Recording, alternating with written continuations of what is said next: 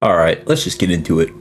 We start off the opening with the teardrop falling to the ground. This could either be symbolic of Gojo as he's currently about to fall asleep, or the teardrop that we see Amanai drop before she's about to die. Given the context of the beginning of this opening mimicking the first opening, I can assume that this is just a visual motif within the Jujutsu Kaisen openings, though it is cool to wonder about. We see as Gojo falls asleep, it transitions to the haunted house barrier that Urame and Meimei are traversing through in the first episode. The opening then shows its title card in a pretty simplistic and organic way.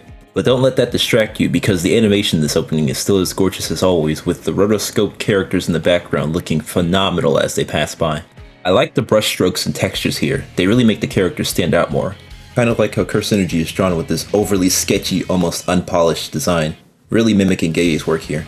Back to the opening itself, while I don't really recognize what them moving through the subway is supposed to represent, I do see Amanai jump out of the subway train and look at them, almost like she's admiring them for their carelessness and freedom.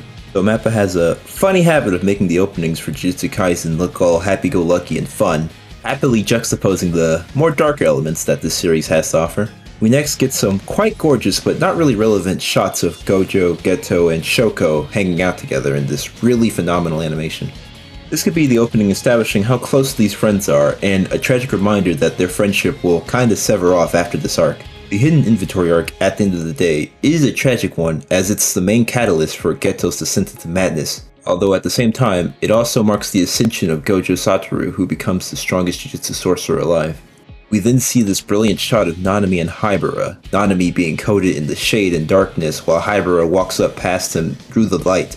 At this point in the story, Haibara is keeping Nanami's cynicism in check. He is literally the last source of brightness in his life, before he becomes the jaded and cynical sorcerer that we know him as in the main series.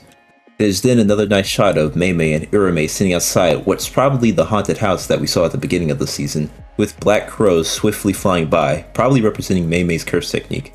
Of course, Urame is frightened by this, but Meimei keeps the same stoic pose that she always has, greatly showing off their character dynamic. We then get this shot of Toji as bored as ever, sitting and watching the horse race that he betted on. I don't know the storytelling significance of this shot, but it could be a subtle way of showing how rusty Toji has become at assassination. I don't know. We then get this brilliant sequence of the Time Vessel Association clapping to the uprising beat in the song. I really like the juxtaposition of this part, having Gojo and Geto's back facing away from each other, almost as if they literally have each other's back, only to have them slowly walk apart. It's pretty nice visual storytelling for people who are only watching the anime, and it provides a great foreshadowing for what's to happen to Gojo and Geto during this arc. There's then this very nicely animated shot of Geto absorbing a curse, though I don't know what the story significance of this scene is. Maybe it's showing the monotonous life that Geto has been going through, absorbing and eating curses as if it's just a daily routine. That is a pretty significant visual motif for him. Anyways, we have the shot of the gang walking through Jujutsu High headquarters, with Gojo still having his hands in his pockets. I know this isn't quite relevant to the opening, but I just want to say how important hands are a motif in Jujutsu Kaisen. I might make a video later explaining the importance that they are in the series. But for the sake of this opening, the hand clapping not only represents the Time Vessel Association, but it could also represent the clapping that Gojo gave to Toji after he got his awakening. Okay. We now see Toji walking through the same Jujutsu headquarters, being completely undetected as if he owns the place.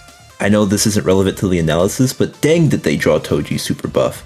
Talk about the reverse fan service, am I right? Well, to counteract all this Toji fan service, they then follow up with a shot of Amane in the bathtub. I assume she's supposed to be pondering her life's purpose, as that's a major point of her character, but this is a very generic motif as anime standards go. Her sinking into the bathtub as curse energy surrounds her could be a metaphor for how she merges with Tengen, but I'm not sure. That's what leads us into the money shot of this opening. Almost every anime opening has it, the point in the opening where the beat drops and the animation is at its finest. And for me, this 12-second sequence is probably one of the most satisfying and gorgeous in my opinion. There's just so much to love here. We have the dynamic entrance of Suguru and Satoru sliding down the building at this enormous perspective shift.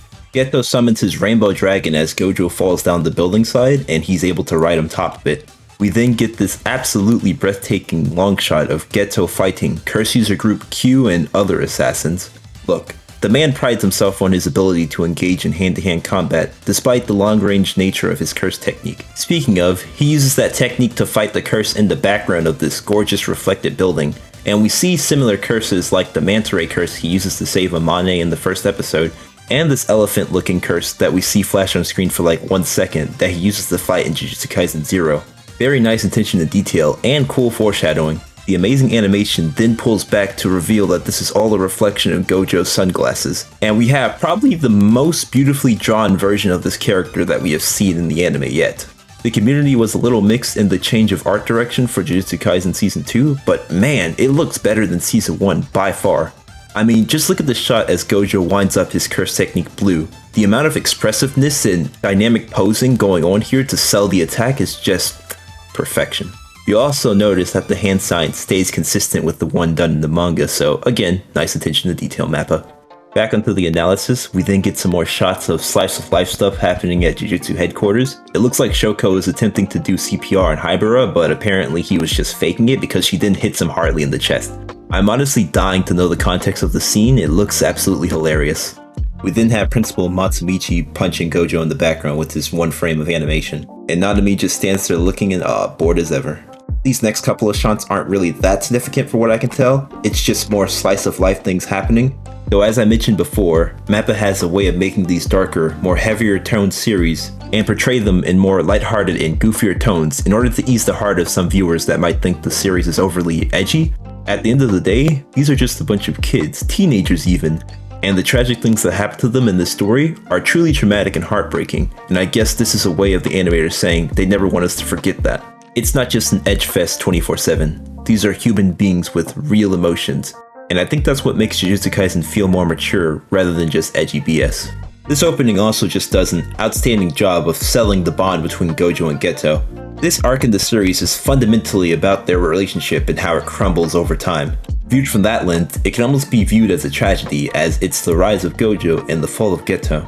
They even swap ideologies by the end of this arc, with Gojo going from his supremacist outlook on Jujutsu sorcery to adopting Geto's more compassionate side and view of humanity.